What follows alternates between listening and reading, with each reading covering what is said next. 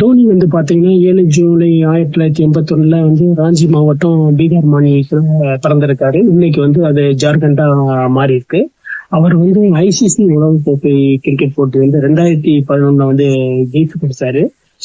T20 உலகக்கோப்பையில வந்து ICC T20 2007 ஜெயிச்சு கொடுத்திருக்காரு. ஐசிசி சாம்பியன் டிராபி வந்து போட்டியை வந்து 2013 வென்று கொடுத்திருக்காரு. ஏசிசி ஆசிய கோப்பை போட்டியை வந்து 2010, 2016, 2018 3 தடவை வந்து வென்று கொடுத்திருக்காரு.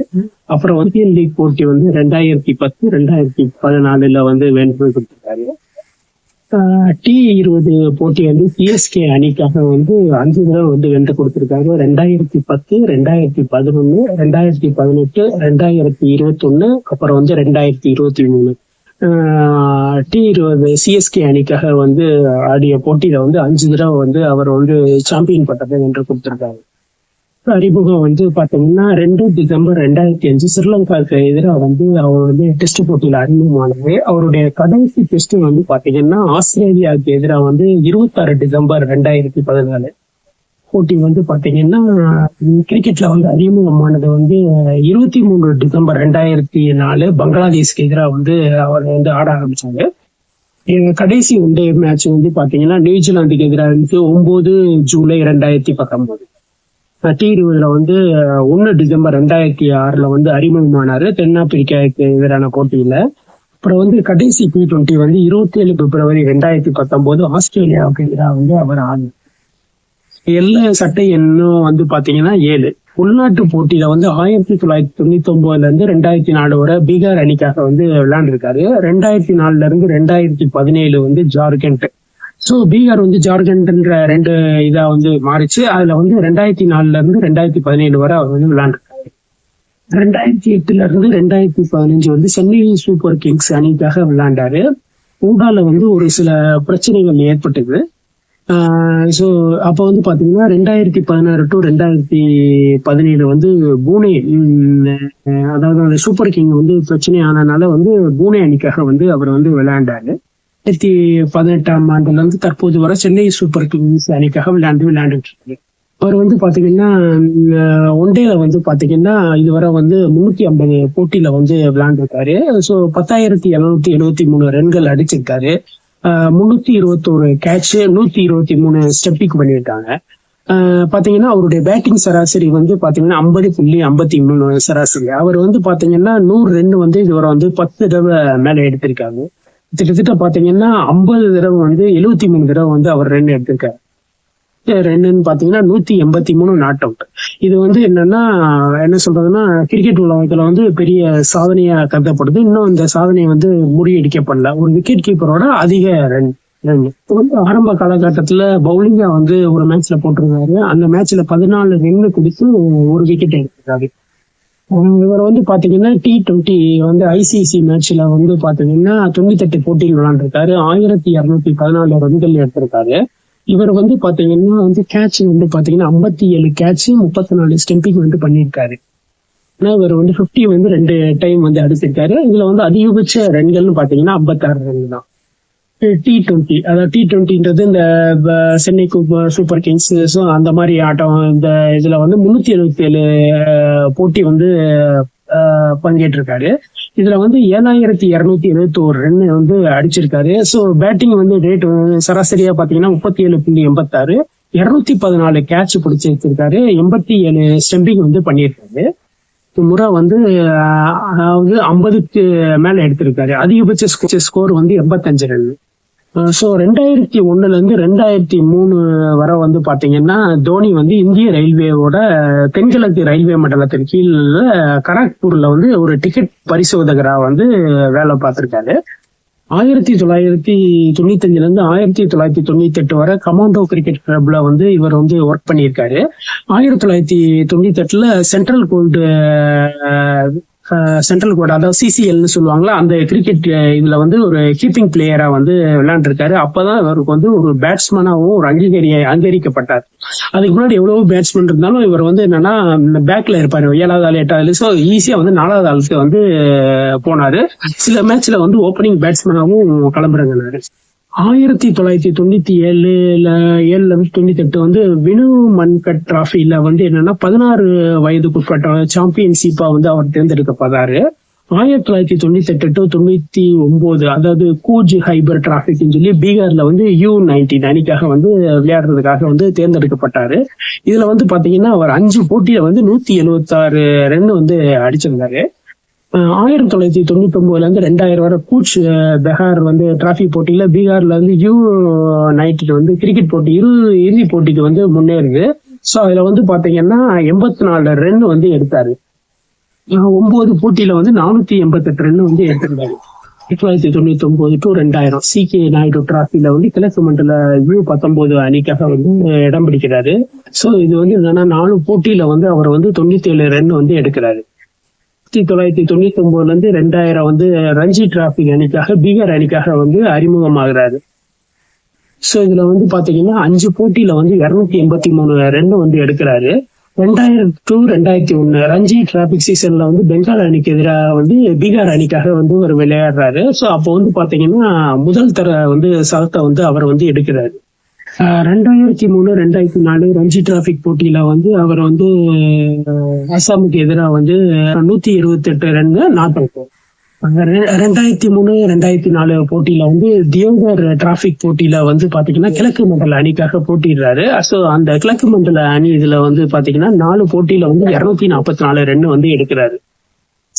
வந்து சிறைய நகரத்துல வந்து திறமையானவரை கண்ட அறியறதுக்கு வந்து TRTW, அதாவது என்னன்னா டேலண்ட் ரிசர்ச் டெவலப்மெண்ட் வீக்குன்னு சொல்லி இதுல வந்து என்னன்னா ஸ்ரீநகரத்துல இருக்க கரெக்டான ஆளை வந்து கண்டறிகிற ஒரு குழு. ஸோ இந்த குழுல வந்து பாத்தீங்கன்னா இவர் வந்து மகேந்திர சிங் தோனி வந்து தேர்ந்தெடுக்கப்படுறாரு. ஸோ இந்த குழுல வந்து ஏற்கனவே அந்த கேட்டகரியில வந்து அப்ப வந்து சுரேஷ் ரெய்னா, தோனி, அப்புறம் இர்ஃபான், அப்புறம் வந்து ஸ்ரீசந்த், RP சிங், பியூஷ் சாவ்லா இவங்கெல்லாம் வந்து என்னன்னா இந்த இது மூலமா வந்து செலக்ட் ஆனவங்க. நாள்ல வந்து ஜிம்பாவே கென்யாக்கு எதிராக முதல் சுற்றுப்பயணத்துல வந்து தோனி வந்து செலக்ட் ஆகுறாரு. இது வந்து என்னன்னா சாக்ஷி சிங்ன்றவங்கள வந்து 4 ஜூலை 2010 மேரேஜ் பண்றாரு. 5 வருஷம் கழிச்சு இவங்களுக்கு வந்து மகள் பிறக்கிறாங்க. விக்கெட் கீப்பரா வந்து இவர் வந்து ஒரு 4876 ரன்கள்ல வந்து எடுத்திருக்காரு. இந்திய கேப்டனா வந்து அதிக சிக்ஸர் வந்து 78 மேட்ச்ல வந்து பண்ணியிருக்காரு. இவர் வந்து பாத்தீங்கன்னா ஒரு நாள் போட்டியில வந்து என்னன்னா இந்திய கோப்பையை வந்து அதிக வெற்றிகள், அதாவது என்ன சொல்றதுன்னா ஒரு விக்கெட் கீப்பர் அதிக கோப்பையை வந்து ஒரு நாள் போட்டியில வந்து 110 தடவை வந்து ஒரு நாள் போட்டியில வந்து ஒட்டுமொத்தமா வந்து இது வந்து 2வது இடம். கேப்டனா வந்து ஒரு நாள் போட்டியில வந்து அதிகமான ரன்கள் வந்து பாத்தீங்கன்னா 6641. ஸோ கேப்டனாக வந்து கேப்டனாக வந்து 3வது வந்து அதிக போட்டிகள் வந்து ஆடியது வந்து பாத்தீங்கன்னா வந்து 200 அதிகமான சராசரி, அதாவது 10,000 ரன்களை கடந்த முதல் வீரர், அதாவது விக்கெட் கீப்பராகும். விக்கெட் கீப்பரா வந்து 84 நாட் அவுட் ஒன்றை போட்டியில.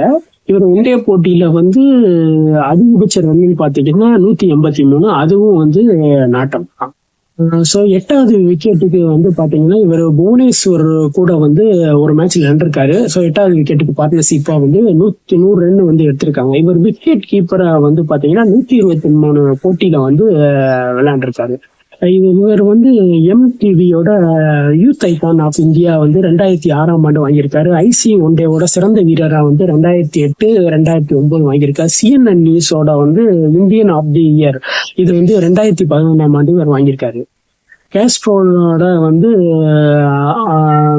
ஆண்டின் சிறந்த வீரரா வந்து 2011ஆம் ஆண்டு பெற்றிருக்காரு. தோனி த அன்டோல்டு ஸ்டோரின்ற பேர்ல வந்து இவருடைய கதை வந்து படமா வந்திருக்கு. அதாவது மலைவாழ் மக்கள் வந்து அதிக உள்ள ஊரு, ஜார்க்கண்ட் மாநிலம் தான் தலைநகர். அப்புறம் வந்து அது பீகார் அதுல வந்து பிரிஞ்சதுன்றது அது ஒரு தனி கதை. இந்த ஊர்ல வந்து பாத்தீங்கன்னா 90ல வந்து ராஜேஷ் சவுகான்றவர் இந்திய கிரிக்கெட் அணியில இருந்து ஒருத்தர் வந்து ஏற்கனவே வந்திருக்காரு. வந்து பாத்தீங்கன்னா கிரிக்கெட்டை விட ஹாக்கில தான் ப்ராப்ளம். அதாவது ஒரு காலத்துல ஒலிம்பிக்ல வந்து ஹாக்கில வந்து பாத்தீங்கன்னா அதிக அளவு தங்கம் வென்றிருப்பாங்க. அதுல வந்து அந்த தங்கம் வென்ற அந்த குழுல இருந்தவங்க வந்து பலர் வந்து இந்த மாநிலத்தை சேர்ந்தவங்க.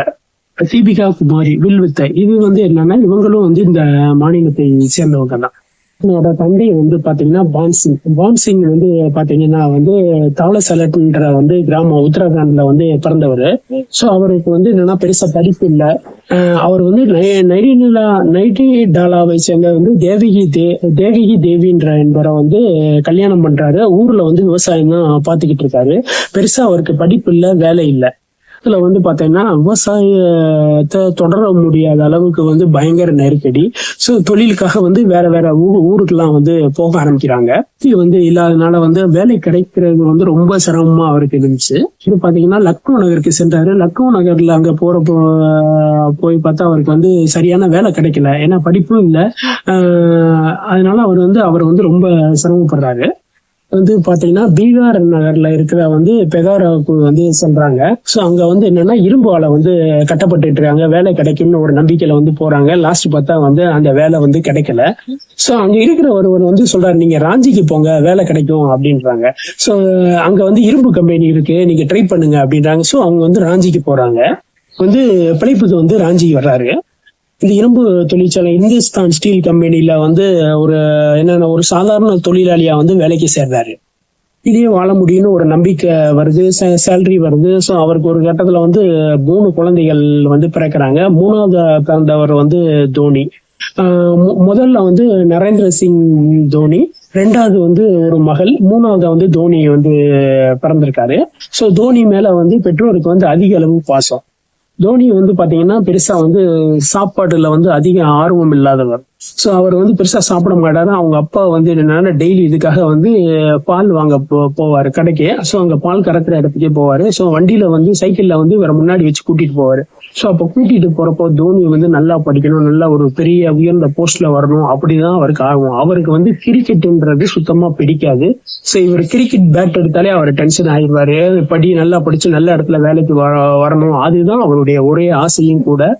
அவரோட ஆசைப்படி வந்து படிப்பையும் தொடர்றாரு. அதே நேரத்துல வந்து அவர் வந்து பாத்தீங்கன்னா கிரிக்கெட்டுக்கு முன்னாடி வந்து அவர் கால்பந்துல வந்து கோல் கீப்பராக தான் இருந்தார். அவருடைய வீட்டுக்கு பக்கத்துலயே கொஞ்சம் தூரம் தள்ளி வந்து என்னன்னா கிரிக்கெட் கிரவுண்ட் இருக்கு.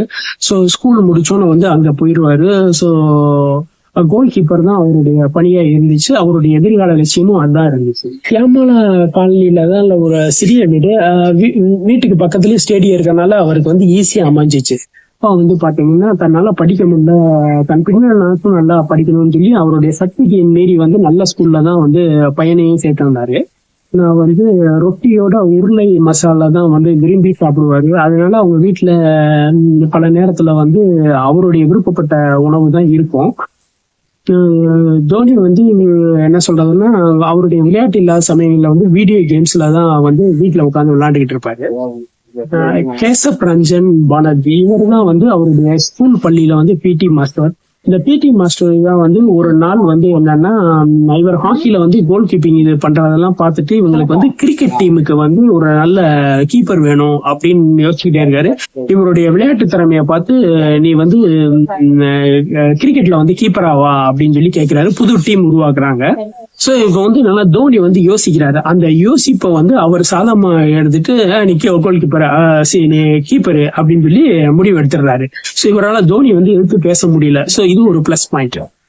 சாரியா இவர் வந்து ஒரு பத்திரிகையாளரா வேலை பார்த்தவர். இவர் வந்து தோனியோட வெற்றிக்கு வந்து எப்படி வந்து பிடி மாஸ்டர் வந்து கோல் கீப்பர்ல இருந்து வந்து கிரிக்கெட் கீப்பரா மாத்துறாரோ, இவர் வந்து பட்டாச்சாரியா வந்து பாத்தீங்கன்னா அவர் வந்து ஒரு பத்திரிகையாளரா இருந்தாலும் அவர் வந்து கிரிக்கெட்ல வந்து ஆர்வம் உள்ளவர். அதாவது வந்து ஒரு நல்ல விளையாட்டு வீரரை தேர்ந்தெடுக்கிறதுல ஒரு குழுவிலையும் ஒரு முக்கியமா இருந்தாரு. ஸோ இவரும் வந்து தோனியுடைய வெற்றிக்கு வந்து வாழ்க்கையில வந்து ஒரு சின்ன ஒரு படிக்கட்டா இருந்தவங்க. ஆச்சாரியோடைய பணி என்னன்னா டிஏவி பள்ளியில வந்து கிழக்கு மண்டலத்துல தகுதியான மாணவர்களுக்கு வந்து பயிற்சி உருவாக்குற வீரரை உருவாக்குறது தான் இவருடைய பணியா இருந்துச்சு. பட்டாச்சாரியாவோட முயற்சியெல்லாம் விக்கெட் கீப்பரா வந்து இவர் வந்து பயிற்சி எடுக்கிறாரு. வந்து பாத்தீங்கன்னா கமாண்டோ 11 உள்ளூர் கிரிக்கெட் அணிக்கு வந்து தோனி வந்து தேர்வாகிறாரு. பள்ளியில வந்து மிடில் ஆர்டர் பேட்ஸ்மேன் தோனி. அதாவது அப்பெல்லாம் வந்து பாத்தீங்கன்னா வந்து ஒரு விக்கெட் கீப்பர்ன்றது வந்து லாஸ்ட் வர அவுட் ஆகாம இருக்கிறதுக்காக பயன்படுறவங்க. ஸோ பெருசா வந்து அவர் விக்கெட் கீப்பிங் தான் பெருசா அவங்க ரன் எடுக்கிறதுலாம் பெருசா அப்ப யோசிக்கிறீங்களா. சோ ஒரு ஸ்டேஜ்ல வந்து என்னன்னா அந்த தோனி உள்ள வந்த பின்னாடி ஸ்கோர் ரன் மலமலம் வர்றப்ப அந்த கிரிக்கெட்டோட தன்மையே வந்து மாறிச்சு. சோ அவர் வந்து பாத்தீங்கன்னா அப்ப வந்து என்னன்னா ஒரு ஸ்கூல் ஸ்டூடெண்டா இருக்கப்ப வந்து அவரை வந்து அவுட் ஆகாம லாஸ்ட் அந்த டீம் வந்து டோட்டலா விக்கெட் ஆகக்கூடாதுன்னு so அப்படிதான் வந்து அங்க வந்து நடத்தினாங்க. ஆனா டோனி வந்து பாத்தீங்கன்னா அவர் வந்து வித்தியாசமா யோசிச்சார். தோனி வந்து அமைதியானவர், கொஞ்சம் பிடிவாதமானவரும் கூட தான். பள்ளிகளுக்கு இடையேயான போட்டியில வந்து நண்பர் சபீரோட வந்து ஒரு 378 ரன் வந்து பார்ட்னர்ஷிப் எடுத்தது வந்து இவருடைய வாழ்க்கையில வந்து ஒரு முக்கியமான விஷயம். எப்படி வந்து வந்து டெண்டுல்கரும் காம்ப்ளியும் ரெக்கார்டு பண்ணாங்களோ அதே போல வந்து இவரும் அவருடைய நண்பர் சபீரும் சேர்ந்து வந்து ஒரு பார்ட்னர்ஷிப்பா வந்து 378 ரன்கள் வந்து எடுத்தாங்க. இன்னொரு கிரிக்கெட் போட்டியும் சொல்லி ஒரு ஃபேமஸ் போட்டிலாம் நடக்கும். ஸோ அந்த போட்டியில வந்து என்னன்னா இவர் வந்து பங்கேற்று நிறைய ரன்கள் அடிச்சாரு. இவருக்கு வந்து ரசிகை கூட்டம் வந்து உருவாச்சு. ரெண்டாவது வந்து அது மூலமா வந்து நல்ல வருமானமும் இவருக்கு கிடைச்சது. வந்து பாத்தீங்கன்னா இந்த டென்னிஸ் பந்து வச்சு அடிக்கிற ஆட்டம், டென்னிஸ் பந்து தான் அந்த இதில் விளையாடுறது. இதுல வந்து அவருக்கு ஏராளமான நுணுக்கம் வந்து தெரிஞ்சு. ஏன்னா ஒரு டென்னிஸ் பந்தை வந்து 6 or 4 கொண்டு போகணும்னா உயிரே போயிடும். ஸோ இப்படிப்பட்ட கட்டத்துல வந்து எப்படி வந்து டென்னிஸ் பந்தை வச்சு எப்படி வந்து 4-6 எப்படி வந்து ஹெலிகாப்டர் ஷாட் அடிக்கலாம். ஸோ அந்த மாதிரிலாம் பேசிக் வந்து இவருக்கு அங்கிருந்து தான் வந்து உருவானது. ஏன்னா இவரா வந்து என்னன்னா மத்தாள் பண்றதை விட இவர் தனியா இவருக்குன்னு ஒரு விஷயத்த ஃபாலோ பண்ணியிருந்தார். இந்த டென்னிஸ் பந்து வந்து பாத்தீங்கன்னா அது வந்து பாத்தீங்கன்னா ஈஸியா அடிக்க முடியாது. ஆனா அப்படிப்பட்டதை வந்து அடிச்சு இவருக்கு ஹெலிகாப்டர் ஷாட் வந்து உருவாச்சு. ரெண்டாவது வந்து இவருக்குன்னு ஒரு பேட் வச்சிருப்பாரு. அந்த பேட் அங்கங்க குழி இருக்கும். சோ பட்டுச்சுன்னா வந்து எதிர்பார்க்க முடியாது. சர்ன்னு வேற விஷயமா வந்து அதுக்காகவே உருவாக்கி வச்சிருந்தாரு. ரெண்டாவது அவருக்கு வந்து அங்க வந்து ஸ்கூல்ல வந்து கிரிக்கெட் போட்டியில வந்து ஒரு தரமில்லாத ஒரு பேட்டை கொடுத்துருந்தாங்க. ஈஸியா டக்குன்னு உடஞ்சிருது. ஒரு நாள் வந்து இது கொஞ்சம் கோச்சிட்ட சொல்றப்ப அது கொஞ்சம் சில பிரச்சனை ஆகுது. உடனே அவர் வீட்டுல இருக்க ஒரு பழைய பேட்டை கொண்டு வந்து அதுல வந்து சில டிங்கரிங் எல்லாம் பண்ணி அவருக்கு தெரிஞ்ச கடையில கொடுத்து வந்து வேலை பார்த்து ஸோ அதை வச்சு அந்த பேட்டை வந்து யூஸ் பண்ணி அதுல அந்த பேட்டு மூலமா வந்து பல ரன்களை வந்து எடுத்தாரு. நல்லா தில்லியில நடந்த வந்து வினு மான்கண்ட் கோப்பை போட்டி வந்து 16 உட்பட்ட போட்டி பீகார் அணிக்காக வந்து தேர்ந்தெடுக்கப்படுறாரு. ஸோ இந்த இதுல வந்து பாத்தீங்கன்னா வந்து இரும்பு யுத்த ஆராய்ச்சி அபிவிருத்தி இவருக்கு வந்து மாதம் 1100 ரூபாய் வந்து ஊதியம் கொடுக்குது. ஸோ இது வந்து அவங்களுடைய அப்பா வந்து பான்சிங்க்கு பெரிய ஆச்சரியம். ஸோ அப்பதான் அவர் வந்து என்னன்னா கிரிக்கெட்ல இவ்வளவு சம்பளம் கிடைக்குமான்னு சொல்லி அவங்க அப்பாவுக்கு வந்து ஒரு ஆச்சரியம். அப்பாவுக்கு பையன் மேலேயே நம்பிக்கை வருது. சவாயின்றவர் வந்து என்னன்னா இவருக்கு 2200 சம்பளம் கொடுக்குறாரு. ஒரு கிரவுண்ட்ல வந்து அவரை பார்த்து அவங்க அப்பாட்ட பேசி பையனை போய் பாக்குறாரு.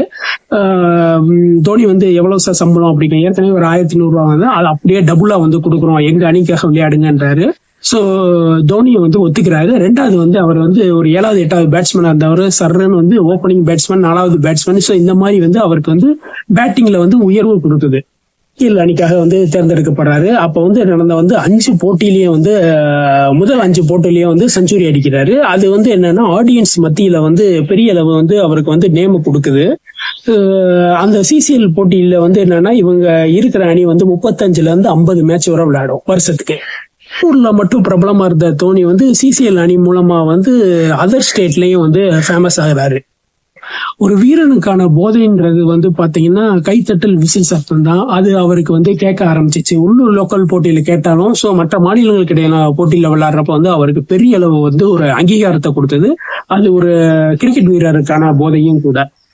இதுல வந்து என்னன்னா டெபுட்டி கமிஷனர் மேட்ச் விளையாண்டுகிட்டு இருக்கப்ப வந்து டெபுட்டி கமிஷனர் வீட்டுல வந்து ஒரு பந்து இவர் அடிச்சாட்டி வந்து ஒரு பந்தன் வந்து அவர் வீட்டுக்குள்ள போய் விழுகுது. உடனே அங்க இருக்க போலீஸ்காரங்க யார் அடிச்சாங்க அப்படின்னு சொல்லி அரெஸ்ட் பண்றதுக்காக வர்றாங்க. ஸோ அந்த என்னன்னா கிரிக்கெட் குழு டீம் வந்து ஸ்ட்ரெயிட்டா வந்து அந்த டெபுட்டி கமிஷனரோட போன் நம்பரை தேடி எடுத்து அவங்க பேசுறாங்க. ஸோ அப்ப டெபுட்டி கமிஷனர் என்ன சொல்றாருன்னா இவ்வளவு தூரம் அடிச்சதுக்கு பாராட்டுறதை விட்டுட்டு நம்மளுடைய ஆட்கள் வந்து அரெஸ்ட் பண்ண வந்துட்டாங்களான்னு சொல்லி ஒரு பெருந்தன்மையா வந்து விட்டு கொடுக்குறாரு. அது வந்து தோனியுடைய வாழ்க்கையில நடந்த சுவாரஸ்யத்துல ஒண்ணு. இவர் வந்து பாத்தீங்கன்னா தோனி வீட்டு பக்கத்துல வந்து ஒரு சிறிய அளவு வந்து கடை நடத்திக்கிட்டு இருக்காரு, ஸ்போர்ட்ஸ் கடை நடத்திக்கிட்டு இருக்காரு. இவர் வந்து தோனியுடைய வாழ்க்கையில முக்கியமானவரை கூட.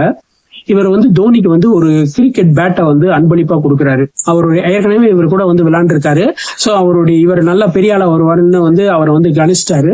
சோ இவருக்கு இலவசமா கொடுக்குறாரு. அவருடைய திறமையை பத்தி தெரியும், அவரோட வந்து விளையாண்டுருக்காரு, இவன் ஃபேமஸ் ஆவான்னு சொல்லி அவர் வந்து ஏற்கனவே வந்து கணிச்சிருக்காரு. பீட் ஆஃப் ஆல் ஸ்போர்ட்ஸ் சொல்லி பெரிய வந்து ஸ்போர்ட்ஸ் தயாரிக்கிற கம்பெனிக்கு வந்து இவரை வந்து அறிமுகப்படுத்துறாரு. சோ அப்படி அறிமுகப்படுத்தி வந்து பாத்தீங்கன்னா இவர் நல்லா வருவான் அப்படின்னு சொல்லி ரெக்கமெண்டேஷன் கொடுக்குறாரு. அவங்க ஏற்கனவே இது மாதிரி பல ரெக்கமெண்டேஷனை பார்த்தவங்க. அப்படியா, சரி சரி பார்க்கலாம் அப்படின்றாங்க. ஒரு ஸ்டேஜ்ல வந்து இவர் வந்து போராடுற அளவுக்கு போறாரு. சோ என்னன்னா இவருடைய தொல்லை தாங்க முடியாம சரின்னு சொல்லி தோனிக்கு வந்து ஒரு வருஷம் வந்து கிரிக்கெட் பேட்டு, ஷூ, கையுறை, காலனி எல்லாமே ஒரு வருஷத்துக்கு ஃப்ரீயா கொடுக்குறாங்க. சோ இதுதான் வந்து என்னன்னா தோனியோட டர்னிங் பாயிண்ட் எல்லாம் வந்து முக்கியமானது. அதாவது அவர் வந்து மாநில அளவுல வந்தாலும் வந்து அவருக்கு அந்த ஒரு விஷயம் வந்து இலவசமா கிடைக்காது. அதுவும் வந்து ஒரு வருஷம் அப்படின்னா அது ஒரு பெரிய விஷயமும் கூட.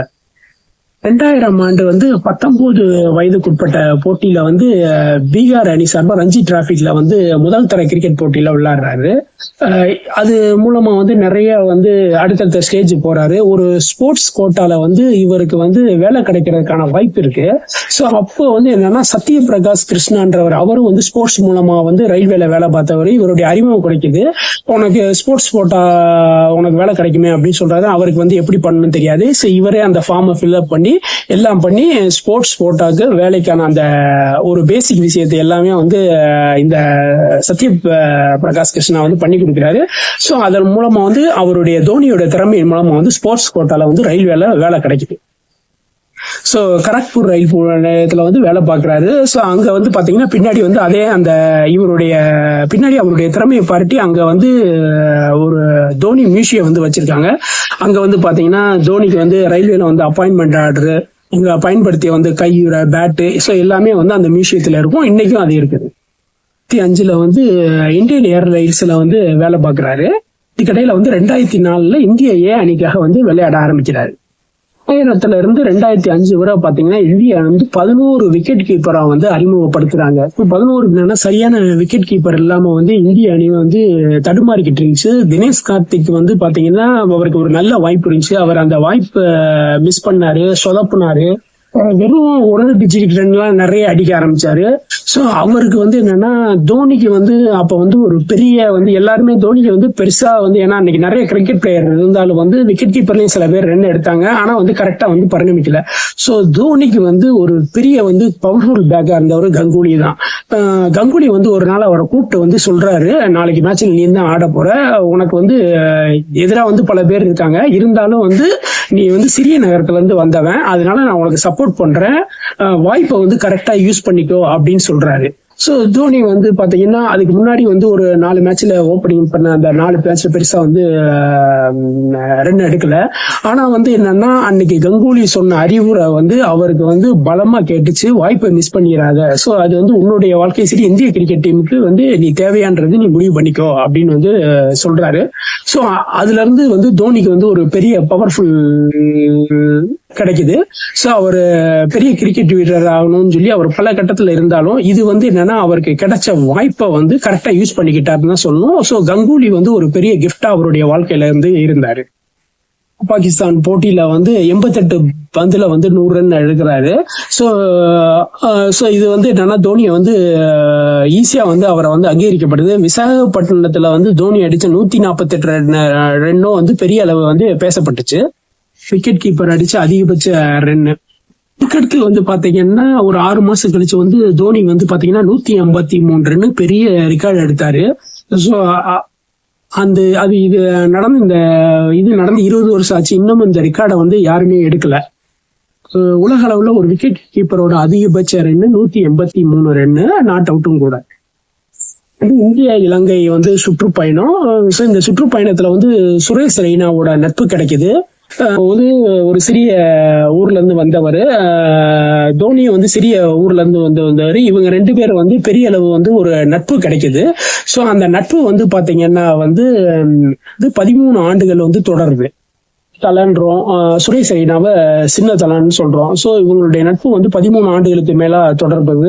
எப்படி வந்து தோனி வந்து கிரிக்கெட்ல ஓய்வு படுறாரோ அதுக்கடுத்து சில நிமிஷத்துல நானும் ஓய்வு படுறேன் அப்படின்னு இவரும் ஒரு அறிக்கை மூலமா வெளியிட்டாரு. தோனி வந்து என்னன்னா வித்தியாசமான முடி ஸ்டைலு, ஒரு இறுக்கமான முகத்தோட தான் இருப்பாரு. 26 வயதுல இந்திய அணியோட கேப்டன் ஆகிறாரு. அதாவது அப்போ வந்து T20ன்றது வந்து வந்த காலம்.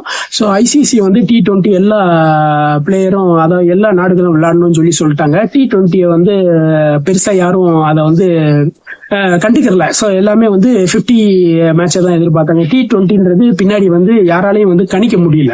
ஸோ அப்படி வந்து இந்த T20 வந்து பெருசா வந்து கணிச்சவர்னா லலித் மோடி தான். ஸோ லலித் மோடி தான் பின்னாடி அது ஒரு பெரிய ஒரு விஷயமா வந்து கொண்டு வந்தாரு. இந்த T20ல வந்து பாத்தீங்கன்னா வந்து அப்ப வந்து சௌரவ் கங்குலி, ராகுல் டிராவிட், சச்சின் யாருமே வந்து பெருசா அதை வந்து பெரிய பிளேயர் யாருமே அது ஒரு பெருசா வந்து எடுக்கல. ஏன்னா இப்ப ஒரு 4-5 மேட்ச் முடிஞ்சு. ஸோ ஐசிசி உலகக்கோப்பை நடந்து 6 மாசத்துலயே வந்து அனௌன்ஸ் பண்றாங்க. எல்லா நாடும் ஒரு டம்மி அணியா வந்து இந்திய அணி வந்து ஒரு லிஸ்ட்டை போட்டு கொடுக்குறாங்க. அந்த லிஸ்ட்ல வந்து கேப்டனா யார் செலக்ட் வரணும், லாஸ்ட் சச்சின்கிட்ட பேசுறாங்க, நீங்க விளையாடுங்க அப்படின்ட்டு. ஸோ சச்சின் வந்து அவருக்கு அந்த விருப்பம் இல்லை, ஐடியா இல்லை. ஏன்னா யாருக்குமே வந்து அதோட எதிர்காலத்தை பத்தி தெரியல, அது ஒரு பெரிய இதாவே கண்டுக்கறல. ஸோ ஐசிசி அணி வந்து சொல்றதுனால எல்லாரும் வந்து விருப்பப்பட்டு அவங்கவுங்க ஒரு லிஸ்ட் அனுப்புறாங்க.